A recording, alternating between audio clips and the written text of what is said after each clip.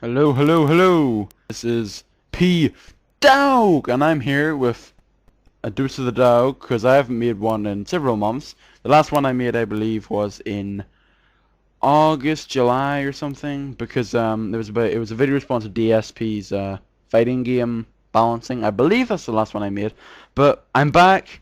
I'm gonna kickstart dose of the DAWG again, hopefully. So my new subscribers, this is a radio show that well, it's not exactly a radio show, but it's something that I talk about a certain topic for quite a while and bore you to death. But at least a little cute little doggy photo will attract you to keep on listening. But what I'm going to talk about today is on tournaments, and what's going to happen is I'm going to talk about a tournament I attended, which I was talking about in my ranked set a little while ago, and I done a whole series on it, and my initial thoughts on it, my overview of it. General advice for you going to your first tournament if you intend on going, which I doubt most any of you will, because I don't know, you might want to, I'm not sure. And then general stuff about majors and your mindset, all there. So this is dive straight in. Now, last Saturday, so pretty much just a week from today, or a week before today even, I went to a tournament in Belfast called Clash Counter 3, and it was completely random because I have no idea what the heck just happened. But I got ready for it, I practiced, which is obviously the key thing you should be doing. You should be practicing. Whenever you head to the tournament, you should be practicing as well. So just so you can get used to the setups, or because it might be a really crowded place, it might be a pretty empty place like my place was. So you'll have to always get used to it and get in your right shape of mind.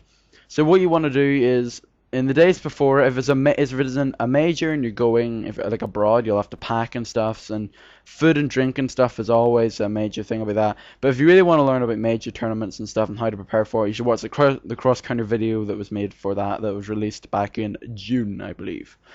So I'm gonna talk about like general stuff for like a first timer, because that was just all about, oh, if you're like a tournament player and you want to make it even bigger. I'm not even a tournament player, so I'm trying to be one anyway. Well, at least I'm attempting to. So so if you're attending like a small tournament, it's your first tournament. Obviously, nerves are gonna hit you, which it did for me. So unfortunately, you are gonna get hit by nerves whenever you go there, and like it's gonna be a pretty bad thing for you because you're gonna drop combos, and like in your first tournament you're gonna drop combos. You're not exactly gonna be very salty because you're gonna be like, man, it's my first tournament, because you're always gonna go 0-2 in your first tournament. You're always gonna get 0 wins, 2 losses, and you're gonna get put straight out. I was kind of a lucky one because I went 1-2. I beat the first guy and I lost the second in the next 2 matches, and then I just got eliminated, and that was my tournament experience over. It's kind of annoying because it took me like an hour to get there and everything, so oh well. But that's the way the cookie crumbles. You have to pay this stuff in order to be a tournament player, but it really does pay out. Like the more tournaments you attend, the you get more used to it. So like if I attended like 10 more tournaments, I'd be more used to the environment, and then that means that if I do attend any tournament, I'll just be ready. My mindset will be there. I'll be like, okay, I know what to expect, so I'll just sit there and play. And that's how really good players like Daigo, like Justin Wong, like all kinds of really like frequent tournament players are really like mentally stable, because they've won so many tournaments. There's nothing new to them. They're just going there to compete and win, which is what makes them really good players and really strong players. Whereas if you go to a tournament, you have to always put egos aside. Luckily for me, in my local tournament, there wasn't hardly any, ego. I didn't know anyone there, which is kind of annoying, and I'll get to that in a wee minute. But it's always good to know who your opponent is. If it's someone that you should know, like if you're fighting, Justin Wong or Marn or Wolf Crone or something like that there in a match, then obviously the nerves are gonna hit you. You're gonna be, oh my goodness, this guy's gonna be really good. So LA Akuma made a really good video on this as well, and he was talking about keeping our mindset. So I'll link to these videos I'm talking about, by the way, in the description, so check that out. For all these like insider videos about it. So it was pretty interesting, and yeah, but he was talking about don't fight the player but fight the character, and that applies in the mental aspect more so than it does in the game aspect. Obviously in the game aspect you're going to be fighting the character, or the player, as in the player's going to do a bunch of stuff, like the player's going to mash DP, then you're fighting the player. But whenever he says fight the character, it means you should always know when, like, what your opponent's going to do, or what the other character's going to do, and your way to counteract it. But what he was referring to was, always have, like, if you really know that stuff, then you know your character. And don't, worry about egos. Don't worry if some guys all big mouthing you during the match or anything. Luckily for me, that didn't happen for me either. Instead, I got the silent treatment, which pretty much everyone else got, except for some Seth player that just wouldn't stop talking to me during the match. It's pretty funny. But it was really, but like, put that aside and just fight the character and fight the player in terms of how he plays his character. But you should know all about that in the LA Akuma video anyway. So always be ready for anything. Like, you're going to find all kinds of players. You're going to find really solid players, which is probably going to be most likely. You're going to fight people of your skill level. You're going to fight complete scrubs who are just there for giggles. Another important thing is to always, is not really like essential, but it really does help to have someone with you, like to play with. Unfortunately, I didn't really have anyone with me, so I was forever alone. And the majority of the people in the tournament had a friend with them, so either they would go and hog up a casual set for quite a while, or they'd have someone to fall back to and talk about matches and strategies. So that's always a really good thing to have. I did want to attend the Manchester tournament in November, but I doubt that's going to happen, unfortunately. So like, it's always good because I was going to meet up with Sandman and we were going to do that, and it would have been much more fun. So that was kind of a downside to my tournament, but that wasn't the tournament's fault, that was my fault. Well, actually, there wasn't really anything I could do about it either. So, like me, I don't really... So, for me, I don't really play much offline. I mainly play online. And being in such a new environment like that is really, like... you can really feel the difference. And you just always have to be ready for the mindset. And the only way to get ready for the mindset is to attend more tournaments and to, like I said, be ready for anything. Expect the unexpected. All kinds of stuff like that there. So, about the tournament itself that I attended, there was about 20 people that attended. It wasn't really that big. But a load of people were there for BlazBlue, and King of Fighters wasn't there, I don't think. Somebody said to me, oh, if you enter the Arcadia Edition tournament, you can enter the Arcadia Hearts tournament for free. And I was like, I don't play that game, so no thanks. But the unfortunate thing about my tournament was, like I said, everyone had friends. So like, once they took up a casual set, they'd be there the whole time, and they wouldn't want to give up a seat. Luckily for me, I did get a few casuals in. I lost quite a lot of my matches because I really wasn't in the mindset.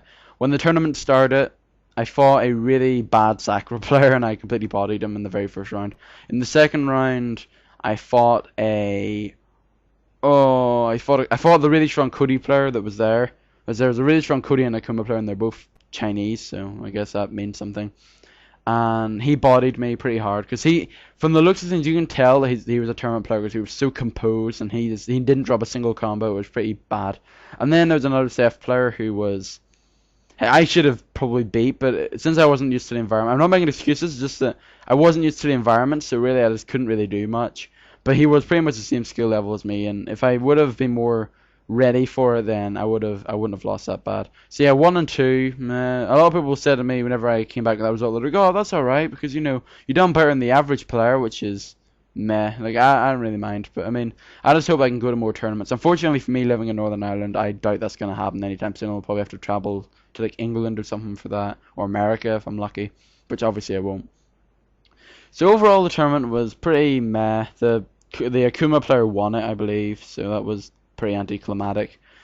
The annoying thing was not that many people were that social, and normally in a tournament, if you ask somebody for something, they'd gladly help you. But in this tournament, they seemed pretty to themselves. I don't know why. The two Chinese people were in it to win it for sure. And everyone else just had a friend with them, and if anyone dared to speak back to them, they're like, oh, I don't want to talk to you, which is very downgrading. I really didn't enjoy that about the tournament. The total prize fund, I believe, was like 20 times 8, or yeah, it was, no, 20 times 5, which is, I don't know, but that's how much was in the total pot. But that was for like overall, which is kind of funny. And then you had to split that into 60, 30, and 10, so the winning pot really wasn't that big. And funny enough, the person that came third, I believe, he actually gained less than what he had to pay to get in, which I found pretty funny. So after this, I did kind of compose myself and think about what I could have done, shoulda, coulda, woulda, or coulda, woulda, shoulda. I don't know how it goes, but that's what I was on about. And I did think that, if I would have joined more tournaments, I'd be a lot more composed about that. So I decided to get as much help as I can. I decided to ask a few people. I posted up a thread in SRK, and I was talking to them about how do you fight off tournament nerves, and I got a few good responses. The majority of them said travel abroad if you really do need to. Record your matches, and Record your matches and find out what you went wrong. Speaking of which, actually, the reason I did say, oh, I'm going to post up footage on EDJ, we actually couldn't record in the venue, so I couldn't do that, so sucks to be me. So unfortunately, all that build up, I couldn't even record it, but I did go, for sure. So, but I think Salman recorded like 1 or 2 videos, so he may or may not post up. He said they were not very exciting, which is kind of annoying. So yeah, record your matches, you know, try play some more offline, if that means like playing the computer or playing some random people. Try and find a scene near you, which is kind of easier said than done, because the people probably thought I was American, so I was like, oh, because you know, in America, everywhere has a scene apparently. But in Nolan, literally there is no scene, so and they were saying I'll try and find some stuff, but they did talk to me about some group that they're organising, but unfortunately, number one, it'll take away an hour for me to get down there, and that's because I actually got a lift down on Saturday, so it'll be a bit more hassle. And number two, like 90% of the time they're playing flipping King of Fighters or Blaze Blue, which is kind of frustrating. So I really can't join it that much. It doesn't really help.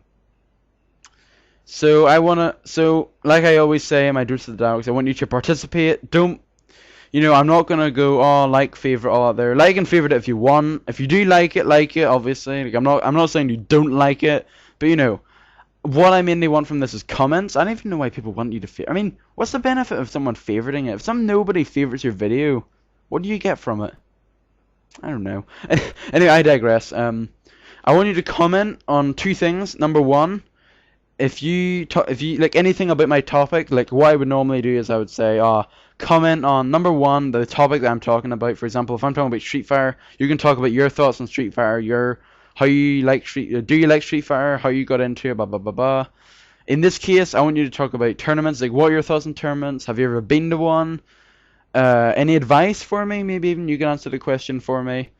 And, you know, like all kinds of stuff together. And number 2, it's pretty crucial. I need to know some other topics I can talk about. If you want me to talk about something like Ultimate Marvel, or if you want me to talk about video games of this century, whatever the heck that means, video games of this decade or something, I'll consider it. I might end up doing it, so and I might even give you a shout out if you really want your opinions that large.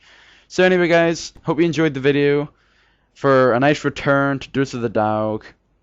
And I hope you guys enjoyed. I actually found a really cool photo for any channel update, so I'm gonna work on that there. So anyway, guys, Ultimate Marvel coming out like 2 weeks or something. I'll probably pick it up in 3 weeks time because I can actually get it for free for some reason.